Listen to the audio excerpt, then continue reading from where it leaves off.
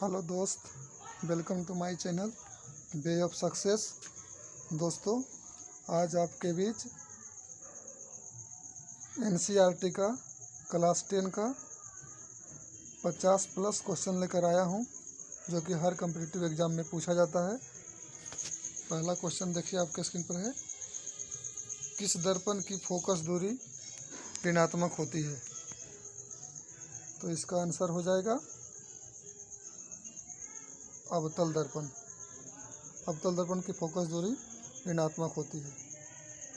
Next question देखिए, दर्पण की फोकस दूरी और वक्रता त्रिज्या में क्या संबंध है? तो फोकस दूरी वक्रता त्रिज्या की आधी होती है। F बराबर R/2 होता है, तो इसका बी आंसर हो जाएगा। नेक्स्ट क्वेश्चन,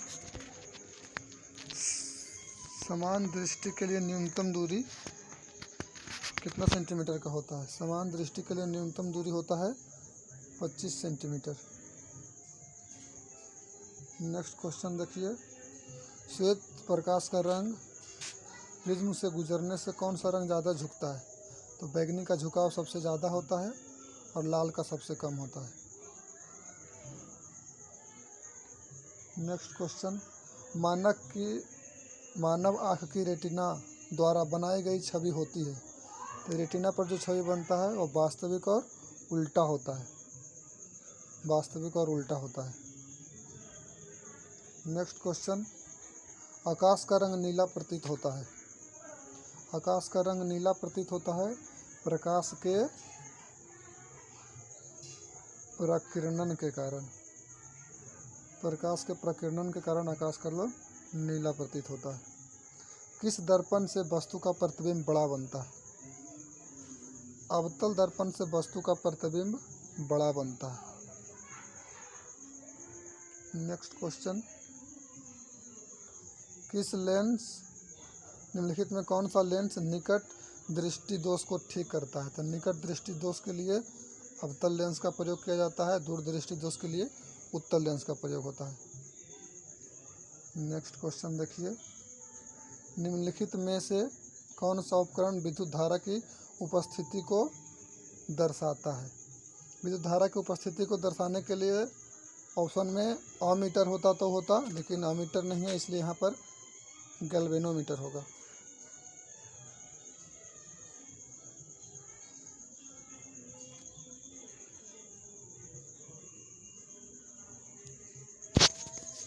यहाँ उत्तर गैल्वेनोमीटर हो जाएगा।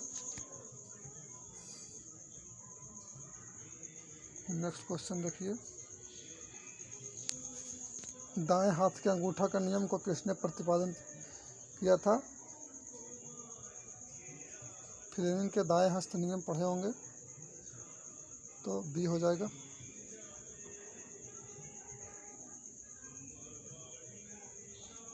नेक्स्ट क्वेश्चन, विभवांतर का एसआई मात्रक होता है। विभवांतर का एसआई मात्रक होता है वोल्ट। वोल्ट होता है।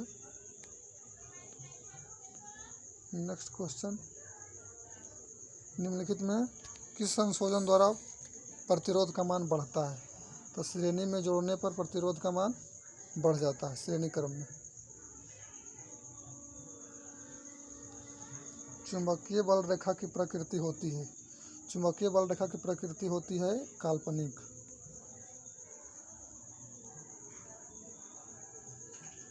तो काल्पनिक हो जाएगा।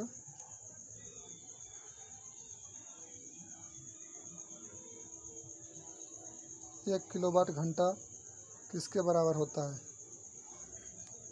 1 किलोवाट घंटा किसके बराबर होता है? 3.6 गुने 10⁻6 जूल के बराबर होता है।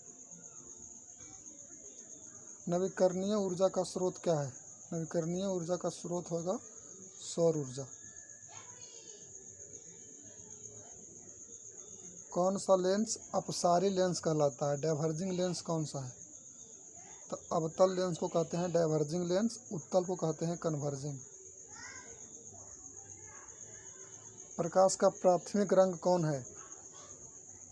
प्रकाश का प्राथमिक रंग होता है लाल, हरा और नीला, तीनों है। इसलिए उपरोक्त में सभी हो जाएगा। निम्नलिखित में से कौन नेत्र का रंगीन भाग होता है? तो नेत्र का रंगीन भाग को आइरिस कहते हैं। 1 हॉर्स पावर कितना होता है?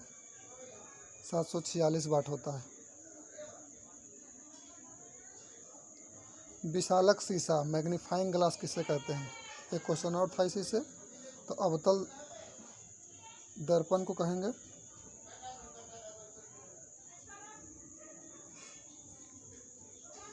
जब किसी चालक तार से विद्युत धारा प्रवाहित होती है तो उसका गतिशील कण कौन सा होता है? तो आपको पता है इलेक्ट्रॉन गतिशील होता है।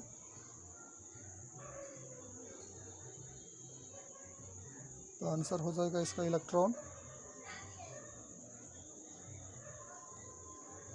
एम्पियर घंटा किसका मात्रक है? तो पढ़ेंगे करंट में एम्पियर घंटा Q बराबर IT होता है, इसलिए हो जाएगा आवेश का एम्पियर घंटा। निम्नलिखित में कौन सा मात्रक वाट के बराबर है? वाट यानी शक्ति, शक्ति यानी जूल प्रति सेकेंड हो जाएगा। विद्युत धारा का मात्रक है, विद्युत धारा का मात्रक आसान सा क्वेश्चन है, एम्पियर होगा। ग्लोबल वार्मिंग के लिए उत्तरदायी गैस कौन है? ग्लोबल वार्मिंग के लिए उत्तरदायी सबसे अधिक होता है जल वाष्प, उसके बाद होता है कार्बन डाइऑक्साइड। तो कार्बन डाइऑक्साइड यहाँ हो जाएगा। शरीर में भोजन का पचना किस प्रकार की अभिक्रिया है? तो भोजन का पचना अपचयन अभिक्रिया होगा। कली चूना जब जल में डाला जाता है तो कौन सा अभिक्रिया होता है? तो ये ऊष्माक्षेपीय अभिक्रिया होता है, ऊष्मा उत्पन्न होता है। निम्नलिखित में कौन सबसे अधिक अभिक्रियाशील है? सबसे अधिक अभिक्रियाशील ऑप्शन है कॉपर, पारा, सोना और चांदी। तो इसमें सबसे ज़्यादा अभिक्रियाशील हो जाएगा कॉपर, उसके बाद होता है उसके बाद होता है पारा, उसके बाद होता है चांदी, उसके बाद होता है सोना। सॉरी, तो ये हो जाएगा आपका ऑप्शन, ये कॉपर हो जाएगा ऑप्शन के अनुसार। चूना जल का रासायनिक सूत्र क्या होता है? चूना जल कैल्शियम हाइड्रोक्साइड इसको बोला जाता है, डी ऑप्शन हो जाएगा। कोई विलयन लाल लिटमस को नीला कर देता है तो उसका पीएच मान होगा। लाल को नीला करता है वो होता है क्षार, और क्षार का पीएच मान 7 से ज़्यादा होता है, इसलिए आपका ऑप्शन हो जाएगा ए और बी दोनों।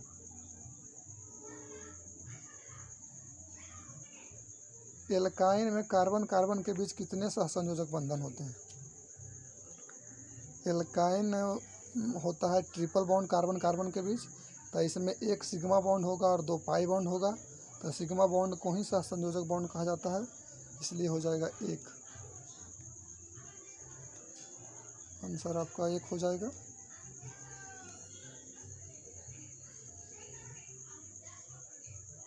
ग्लूकोज का आणविक सूत्र क्या होता है? C6H12O6 होता है ग्लूकोज का।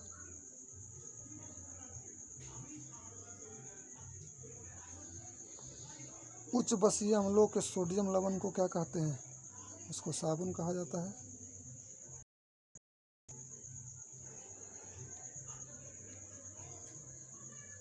मॉलिक्यूल CHO क्रियाशील मूलक किसका है? तो ये एल्डिहाइड का होता है, एल्डिहाइड का होता है। आवर्त सारणी में किसी आवर्त में बाएं से दाएं जाने पर परमाणु त्रिज्या, तो बाएं से जब जाएंगे तो परमाणु संख्या बढ़ेगा, परमाणु संख्या बढ़ने से उसका आकार बढ़ेगा, आकार बढ़ने से उसका रेडियस भी बढ़ेगा। तो ऑप्शन हो जाएगा डी।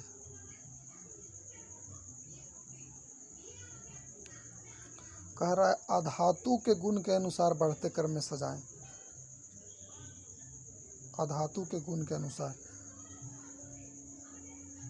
ऑप्शन बी हो जाएगा।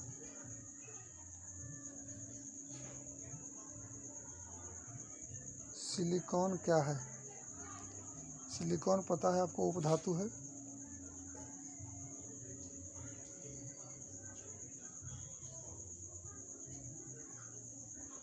विद्युत धनात्मक तत्व कौन सा है? विद्युत धनात्मक तत्व तो सोडियम हो जाएगा। टिहरी बांध का निर्माण किस प्रदेश में किया गया है? टिहरी बांध का निर्माण उत्तराखंड में हो जाएगा। किस धातु को केरोसिन में डुबाकर रखते हैं? देखिए ऑप्शन है, सोडियम को रखा जाता है क्योंकि सोडियम ऑक्सीजन के संपर्क में आने से जल जाता है, इसलिए इसको केरोसिन में रखा जाता है। अपमार्जक बनाए जाते हैं, अपमार्जक से क्या बनता है? सर्फ बनता है, शैम्पू, उपरोक्त में सभी हो जाएगा।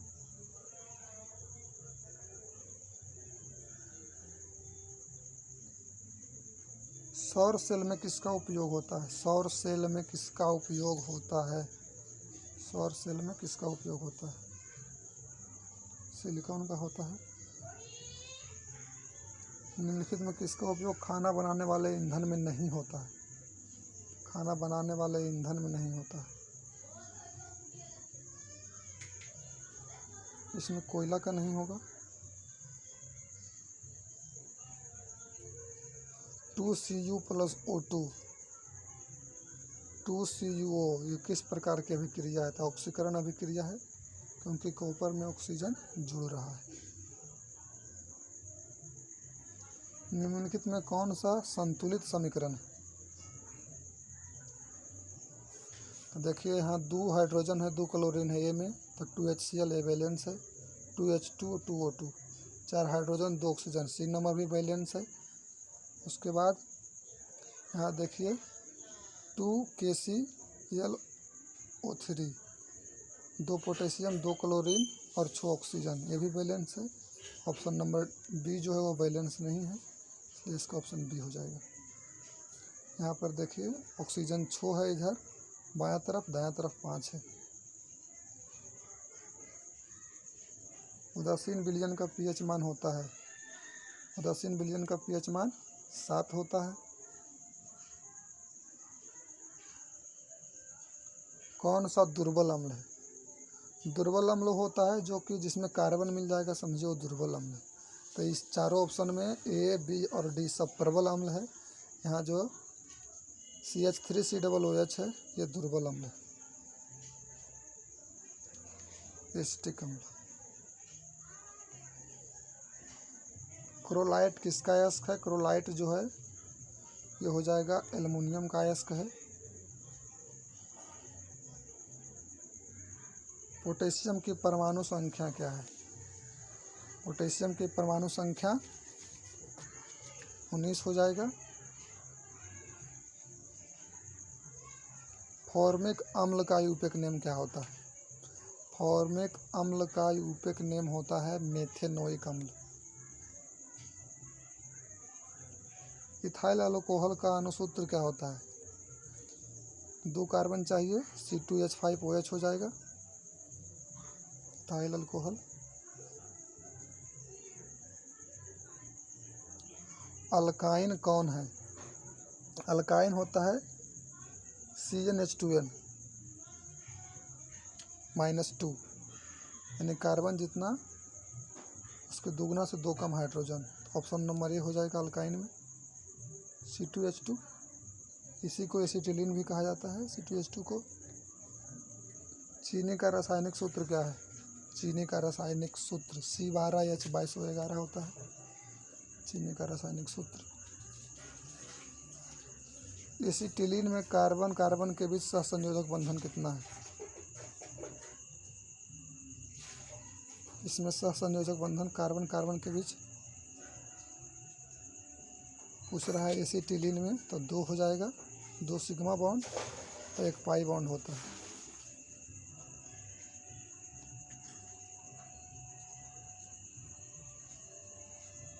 उसके बाद आपका सेट समाप्त हो गया। वीडियो को देखने के लिए धन्यवाद। वीडियो को लाइक करें, सब्सक्राइब करें और शेयर करें। धन्यवाद।